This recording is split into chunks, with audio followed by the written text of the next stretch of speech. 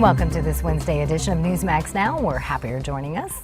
Great to have you with us. The White House is trying to downplay reports of a North Korean nuclear weapon test, but the United Nations has already condemned the move. Also, Secretary of State John Kerry is calling the action highly provocative. White House spokesperson Josh Earnest says that so far the initial analysis is not consistent with North Korea's claims. Japanese officials also say they haven't detected any radiation from that blast. Still, North Korea's state TV claims the so-called Hermit Kingdom tested a miniaturized hydrogen bomb, elevating the country's nuclear might to the next level. Now, here's a map showing North Korea and the approximate location of that test site. If confirmed, it would be the fourth time North Korea has detonated a nuclear device. The explosion was first detected as a magnitude 5.1 earthquake. Several GOP candidates have spoken out against North Korea and slammed the Obama administration. I think we need to reimpose sanctions across the board if it's been confirmed that they are violating sanctions and testing a hydrogen bomb. But here's what's confirmed: he's a lunatic, and he's dangerous. And this administration has done nothing about it. 3 out of the 4 nuclear detonations that the North Koreans have done have happened on Barack Obama and Hillary Clinton's watch, and they have just not acted strongly at all around the world.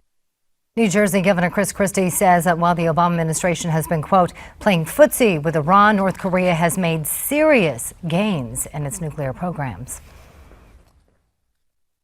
Yeah, we also have a clip as well. Donald Trump weighing in on this earlier today, talking about what China should do in all of this. I think we have that clip. Let's go ahead and take a listen. They have total control over North Korea, and China should solve that problem. And if they don't solve the problem, we should make trade very difficult for China. North Korea is totally under the control. Without China, they wouldn't eat.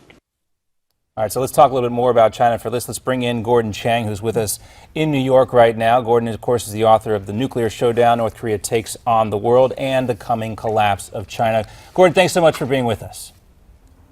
Thank you. All right, so we just heard from some of the presidential candidates there, including Donald Trump, who talked about what China and what role China should play in all this. What do you think about what Mr. Trump had to say? Well, I think in general, China needs to take a more active role in trying to control North Korea.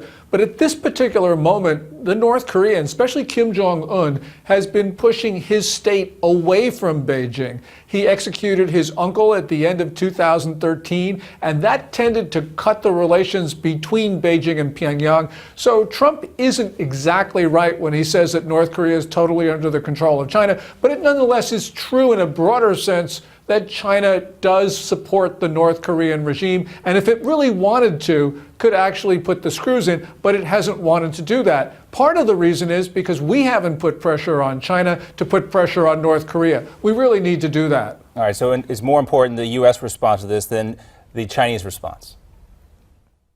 I think so, because, we have a foreign policy with regard to North Korea that has basically been let China do it. We'll try and work cooperatively with Beijing. Well, that doesn't work. If you're going to rely on China, you've got to put pressure on China. But also, we're not chopped liver. There's a lot of things that we can do with regard to North Korea directly. We haven't been doing them, and that's our fault. Yeah, maybe taking our eye off the ball a little bit. Gordon, also stock markets had a strong reaction to the news today. The Dow, NASDAQ, and S&P all down somewhere between 1 and 1.5%. Also, there was another sell-off earlier this week on fears of China's economy slowing down. We're already into 2016. How long is this going to last, this concern about Asia, geopolitical concerns, as well as economic concerns? Well, with regard to our market's reaction to what's happening in China, that's going to occur for a very long time because we have not fully discounted China. People in the financial community here say, well, maybe China's not growing at the 6.9% that Beijing claims, but it's really growing maybe 4, 5, or 6. Well, I don't think so. I think it's actually growing at 1 or 2. But whatever it's growing at, the thing that people in the United States seem to forget is that Beijing has tried a lot to stimulate the economy since the end of 2014. Almost everything has failed. The only thing they've been able to do is slow the pace of descent. They have not been able to change direction. And that means eventually the Chinese economy is going to get to a place of contraction because of all the excessive debt that they've built up over the last decade and a half. It's going to have real and direct effects. I think we are going to see a crash in China, and people here, as well as people in Europe and around Asia, just, I think, have yet to fully comprehend the severity of the situation. All right, something to keep an eye on. Gordon Chang, thanks so much for being with us. Also coming up, we're going to talk a little bit more about the implications from this nuclear test and what it could mean for the Iran nuclear deal. We'll have Fred Fleitz and Noah Rothman to join us on that.